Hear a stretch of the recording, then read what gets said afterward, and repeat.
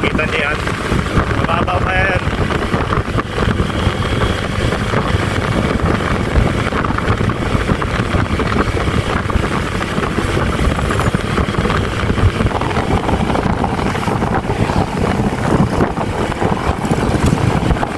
Combined weight nga pala namin nasa 160 kilos.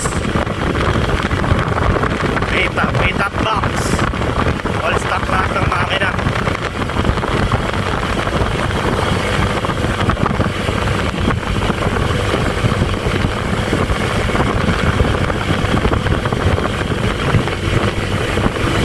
Pagdating dito sa part na to, hindi mo kailangan ng pamersa.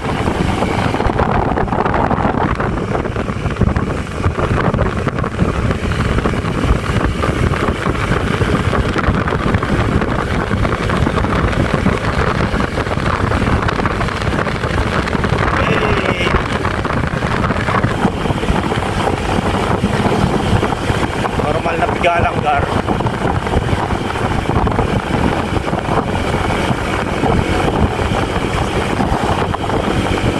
Ayun o, kita nyo ba?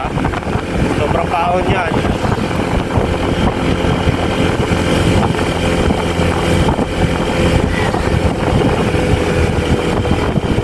Distansya lang tayo dito kasi may mga instances na umaatras yung nasa unahan natin eh.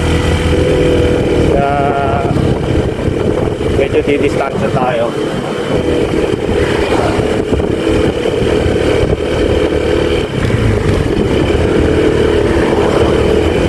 Sumisay niya si kuya na overtake tayo. Hindi tayo pwede overtake dito kasi blind spot. Take your time lang kuya. Ito, try natin yan.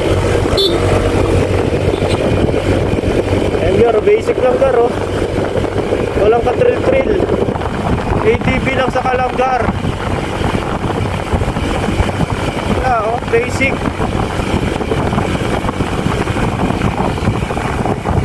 Naka-on pa SSTC natin yan. Sabi nila kapag naka-off daw yun, mas malakas pa daw eh. At tignan natin dito.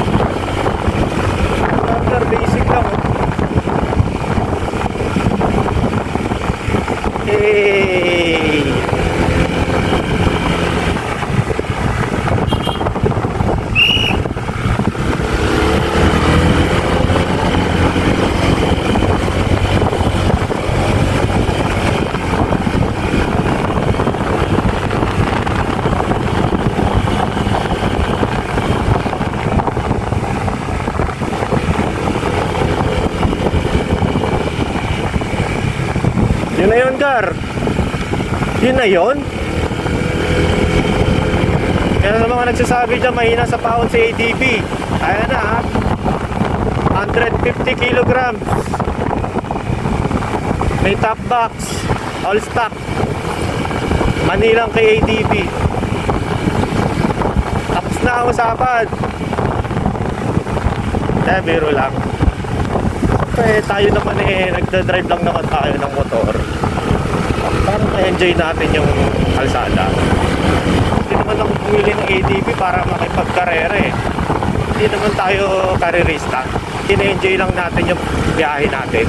Appreciate natin yung ganda ng kalsada, yung magagandang tanawin. Siyempre yung makakapagbigay din naman ng comfort sa pagmamaneho. Yun yung hinabol natin. Yung tipid sa gas. Kung alam kung kailan yung uli kong pagas eh. Sobrang tagal na rin. Ito naman, pababa na to, Gar. Kaya kahit hindi na tayo mag-gas dito, pababa naman eh. Meron kasi part dito na ano eh, inihila ka na mismo ng gravity. Doon na tayo sa bandang bababa. Ayan dito. Ihilain ka na ng gravity dito ga. Ano?